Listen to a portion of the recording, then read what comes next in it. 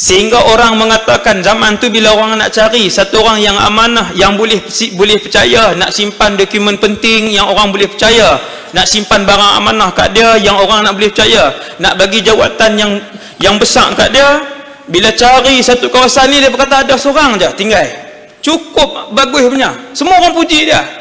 Nabi kata had tu pun teruk.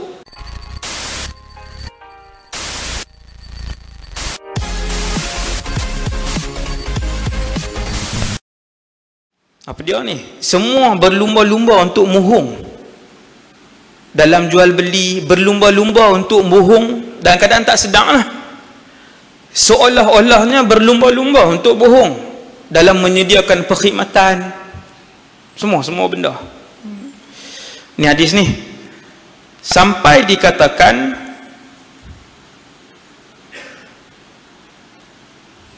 silap. Kemudian jadilah orang ramai berjual beli, maka hampir saja tidak ada seorang pun di kalangan mereka orang yang jujur, yang mahu menunaikan amanah.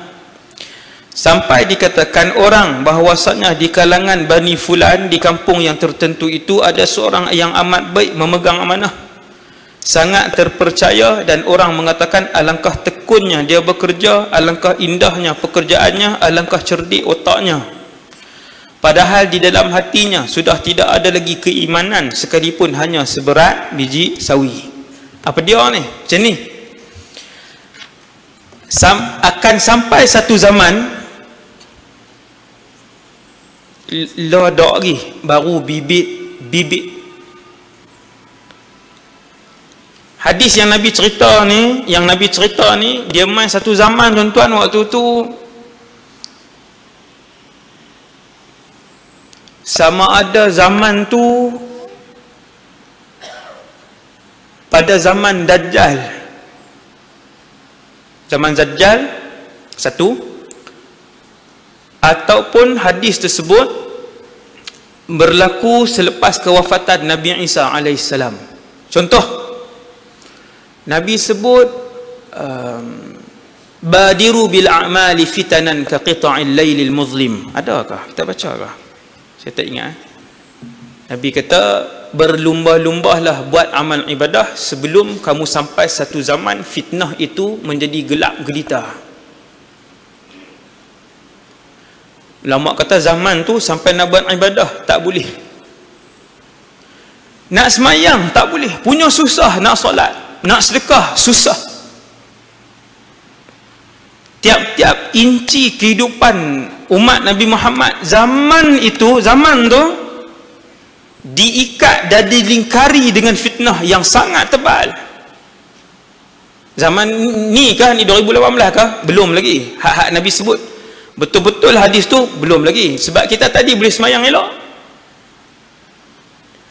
Akan sampai satu zaman kita nak semayang satu rakaat pun susah. Nabi kata sebelum sampai zaman tu berlumba-lumbalah untuk membanyakkan amal ibadah.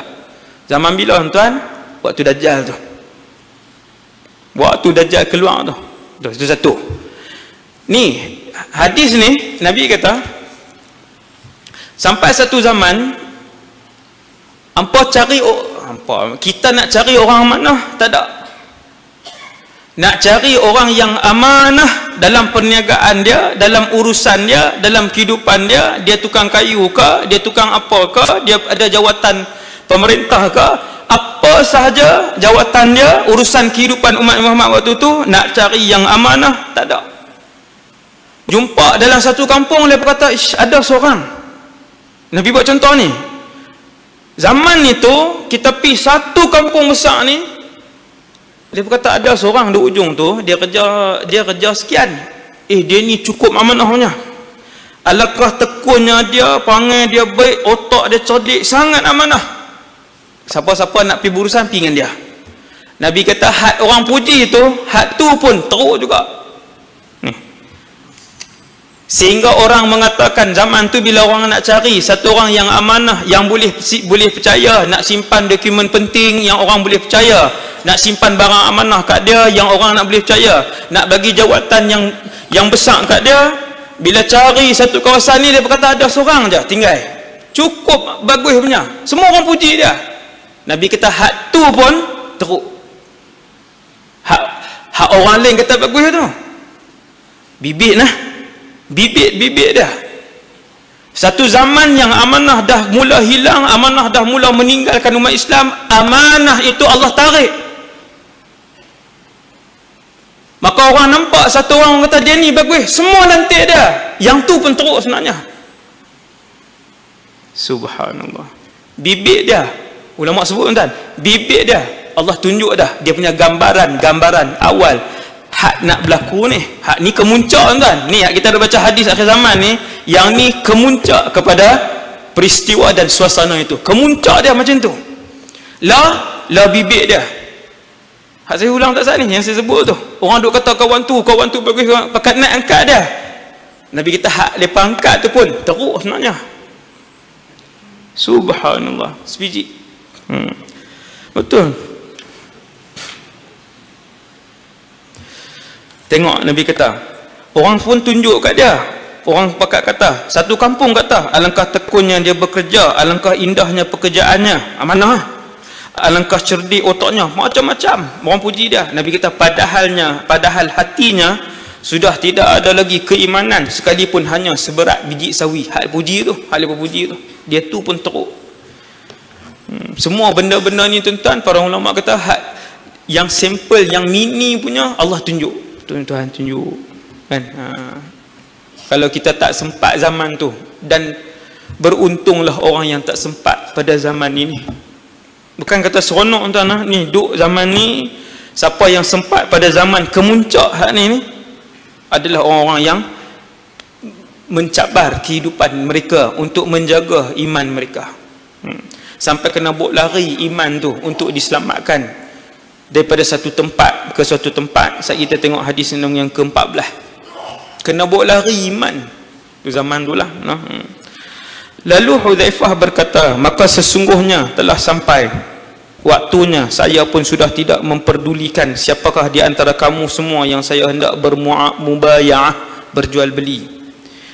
Jikalau ia seorang Islam, maka agamanya lah yang kuharapkan mengembalikannya kepadaku. Maksudnya agamanya lah yang kuharapkan aku ni Hudzaifah ibnul Yaman. Yang ni bukan hadis dia, bukan hadis dah, dia hurai hak Nabi sebut tu. Faham tuan-tuan? Agamanya lah yang aku harapkan untuk menahannya dari khianat kepada aku. Dan jikalau dia ni Nasrani atau Yahudi, bukan Islam, maka pihak yang berkuasa lah yang akan mengembalikannya kepada aku.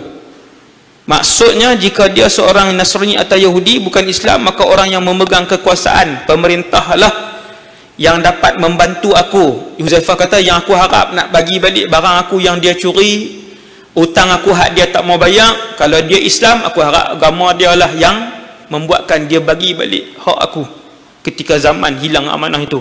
Kalau dia bukan Islam, aku harap pemerintah lah, undang-undang waktu tu lah yang membuatkan dia kembalikan hak aku. Ini komentar daripada Sayyidina Hudzaifah bin Yaman. Maka pada hari ini saya tidak pernah berjual beli lagi dengan kamu semua, kecuali dengan fulan dan fulan, orang-orang yang tertentu sahaja yang dipercayai oleh Sayyidina Hudzaifah. Pemegang rahsia senarai nama-nama munafik Madinah. Daripada 140,000 orang sahabat, senarai nama tu Nabi sebut kepada Hudzaifah seorang sahaja. Apa rahsia? Wallahu a'lam.